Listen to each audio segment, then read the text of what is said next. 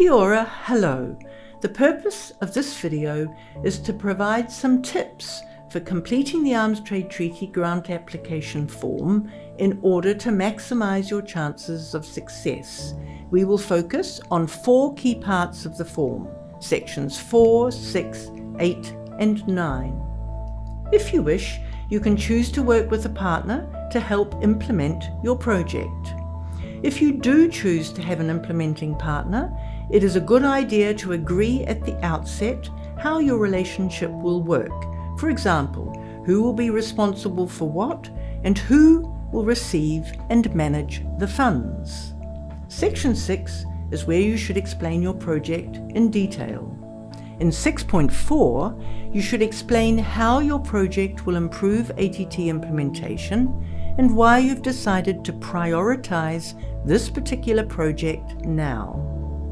In 6.7, you must outline a clear step-by-step plan for how you will implement the project. This section should be detailed enough to show that you've identified all the steps needed to complete the project. For example, if the project involves a workshop to build capacity of customs officials on ATT implementation, it might be broken up like this. It's important that the cost associated with each phase or activity is aligned with your budget form. If the project does involve a workshop, you should indicate how you will select participants. In 6.9 and 6.10, we want to know about the long-term value and effects of the project.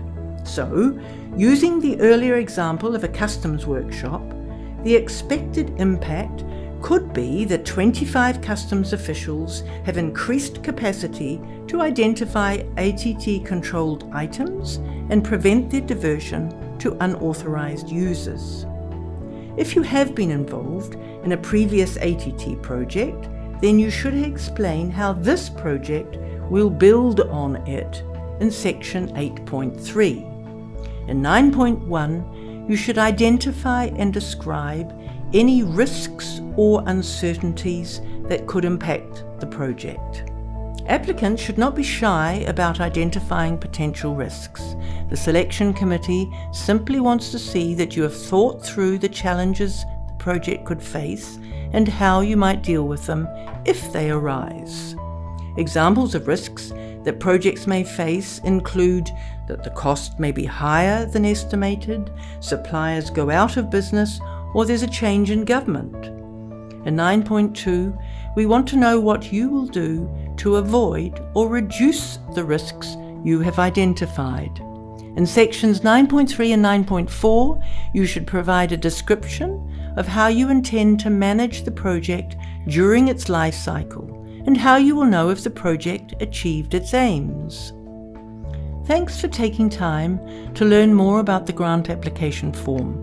Further information is available online or by contacting the ATT Secretariat. We wish